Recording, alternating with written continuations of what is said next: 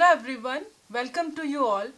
In this session, we will discuss the various aspects of e-content development with Dr. Deepak Kumar and Dr. Amit Kumar. Dr. Deepak works as an assistant professor at National Institute of Technology, Bhopal, and Dr. Amit works as an assistant professor at Geetam University, Hyderabad. As we know, in online and blended mode of learning, one of the biggest requirements is good quality e-content, which students can access on a virtual platform or any web page in real time or as per their convenience. This content can take any file format such as audio, video, text, images, graphics, animation, simulation, or multimodality content, which may also include the interactive content. Many government institutions such as NCRT, Central Institute of Educational Technology, that is CIET, National Institute of Open Schooling, that is NIOS, IGNOU, and others are engaged in the development of high quality e-content. Sometimes, however, teachers themselves may need to develop e-content to address their local requirements. In the teaching learning environment, e-content may take any shape of a text handout, flashcard or image, collaborative text, audio podcast, PowerPoint presentations, videos, live streams, animations, quizzes, or maybe assessment tests. Ma'am, these days e-content is gaining so much popularity over the printed materials. Yeah. So can you tell us the reasons why is it so? There are many reasons. To begin with, we can say that it's useful and it's cost effective, it's also user friendly, and we can say that it's available anytime, anywhere, and it has tremendous ability to visualize the abstract concepts, and it can present the multimodality based content, such as we can see the text and image together, or we can see the text and video or graphics plus text and animations and simulations, interactive content and so on, which are not feasible in the printed text. So, and also the reusability and adaptability to local conditions, because there is no cost of printing in the online content. So we have so many benefits. That's why it's becoming more and more popular in the today's era. Yeah, but ma'am, actually, what Deepak sir has asked about the e-content, there are multiple teachers who are sometimes confused. What should we exactly call the e-content for teaching and learning process? What do you mean by that? And we use multiple types of materials in our classroom. Yeah. Okay, like PPT, textbook, and other supplementary materials. So can we consider PPT as an e-content material? PPT is a e-content if we post it on some web portal. All right. Until it's stored in our devices, it's the digital content. But when it's available to the public at any time and at anywhere, then it becomes the e-content, because then we break the barriers of time and space, which is the particular feature of the e-content. Okay. So other formats of e-content may include a text handout, which is in digital format. It may also be a flashcard, which we show to our students in our laptop or projector screen.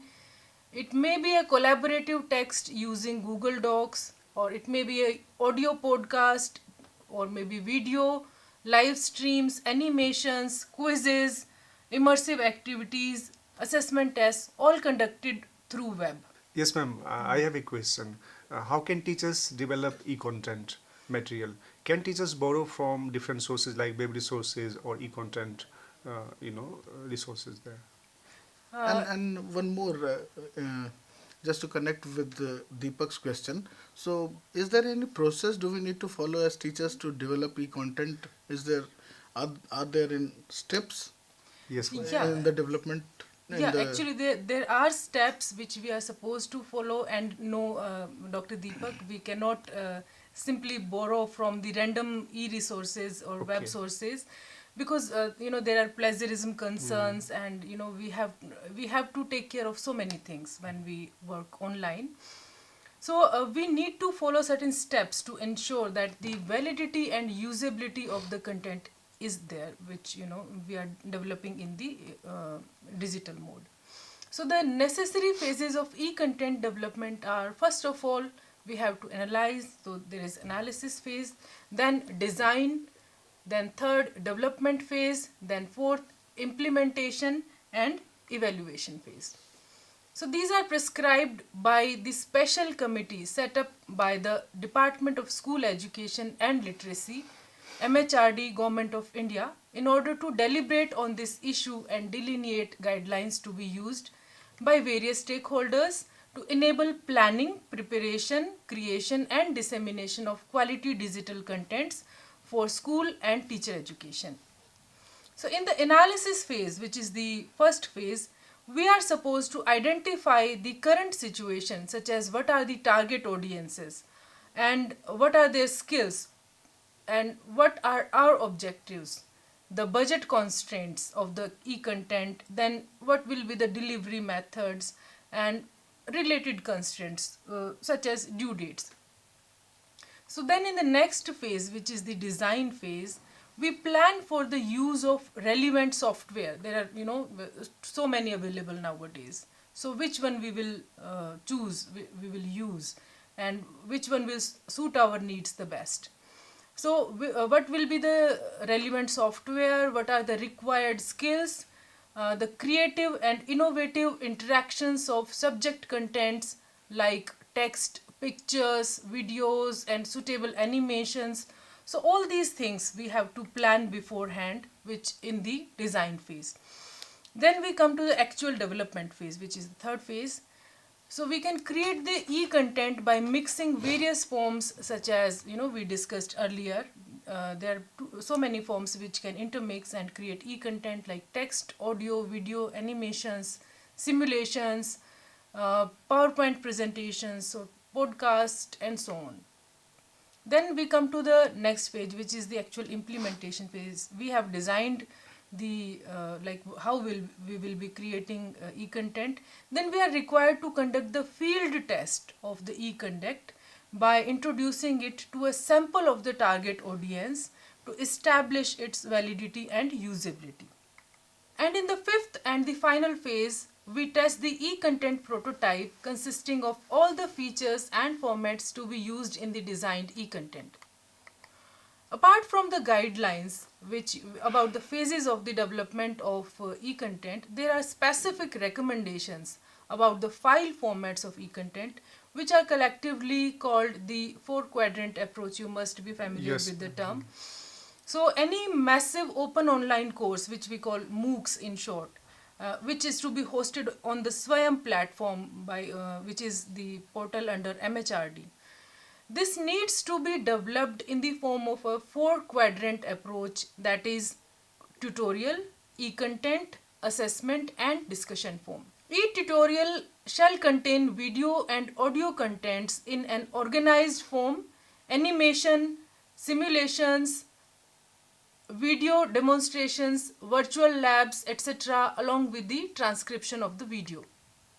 E-content shall contain self-instructional material, e-books, illustrations, case studies, presentations, web resources such as further references, related links, open source content on internet, case studies, books including e-books, research papers and journals, anecdotal information, historical development of the subject, articles, etc. So assessment may comprise of the problems and solutions, which could be in the form of multiple choice questions, fill in the blanks, matching questions, short answer type questions, long answer type questions, quizzes, assignments and solutions. Then there is discussion forum topics and setting up of FAQs or frequently asked questions, clarification on general misconceptions. Discussion forum for raising of doubts and clarifying them on a near real time basis by the course coordinator or his team. So this is the 4-quadrant approach, which is supposed to be followed by all those who engage themselves in the development of e-content and which can be hosted on the SWAM platform of Ministry of Human Resources Development, or nowadays we call it Ministry of Education, Government of India. Ma'am, if I want to create e-content material, what are the open source software available there which teachers can use? And let's say that I want to create a podcast, video lecture, animation, or assessment test. So, is there any app for that which I can use? Can you just tell us about Yeah, that? yeah. There are so many actually, Dr. Deepak. And you know, during the last 2 years, when the COVID pandemic was there and we were forced to resort to the Yes. online mode of education, so many of the apps came up, which can be used to develop e-content. And there is CIET, a constituent unit of NCRT, has been doing a tremendous job in the field of like developing tutorials for teachers on how to use all these apps. Yes. You will hardly find any application software which has not been like explained in those Okay. tutorials. So there are so many of them. We can there are more than 500 tutorials available for all kind of application softwares that can be used by the teachers to create, enrich and e-content and facilitate online interaction, or for hosting courses on learning management systems. Some of these have been provided as hyperlinks in the module that we have developed on development of e-content, so which can be accessed via a link. I have provided that link also in the module. Apart from these application software, we have specific websites and application software which can be used for English language teaching. One such application is From Text to Speech, which can be used to enhance the listening skill among the learners. Another is Speech to Text, then to Phonetics, which can be used to facilitate the acquisition of phonetics. Then Games to Learn English, which can be used to organize games which facilitate English language learning. Then there is Quizlet, which has quizzes related to English language, and lyrics training. So all these apps are specifically designed for English language teaching. Yeah, ma'am, at this point, when you are talking about Quizlets and some other games to learn English, Yeah. of late we can see, and we all of you must have observed that Yeah. most of the teachers are using Google Forms, which is Right, a very yeah. handy platform where we can use and implement or incorporate quizzes for our students. Yeah. But the problem is only some of us are aware of this platform, and we utilize it in our classrooms. Yeah, So yeah, can you yeah. please highlight on the process of making or creating Yeah. these kind of Google Forms? Right, very relevant question, Dr. Amit. So Google Form has been, widely used by teachers, but many of them still find it difficult to how to kind of include certain kind of questions, and how to include the answer key, and how to generate the certificate using the Google Form. Yeah, yes. Yeah, so that's also one of the requirements of the teachers. So this is very simple, and we can go step by step. So first step is you can create a new folder in Google Drive, right? So just create a new folder. Yes. Then create your certificate there.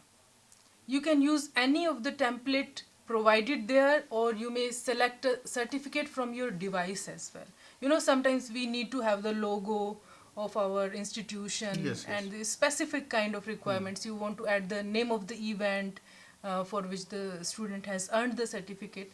So you can customize also, and you can design your own and select from your device. Then you can edit your certificate as per your requirements, your specific requirements, choosing a template if you have chosen a template from the custom templates. Then you can create and edit your Google form. So there are variety of questions available on Google Forms. If you have seen some of these, we can have short answer type questions for like names and roll number. Yes. We can make this collection of email compulsory. for students. Hmm. And we can have multiple choice questions. We can have short answer type, long answer type questions, and we can have like dates and if we require on which date the assessment was done. So all these formats are available and many more. So we can explore Google Form for that. So we can choose the question formats as per our requirement, and then we have to, this is the very important part, we have to modify the settings of the form. So by going to the settings tab, we need to make it a quiz first of all. Then it will ask for an answer key. You can select correct answers. If you have chosen multiple choice questions, you can select one correct answer and assign it the marks. So sometimes students don't respond all the questions. So there is one more setting there.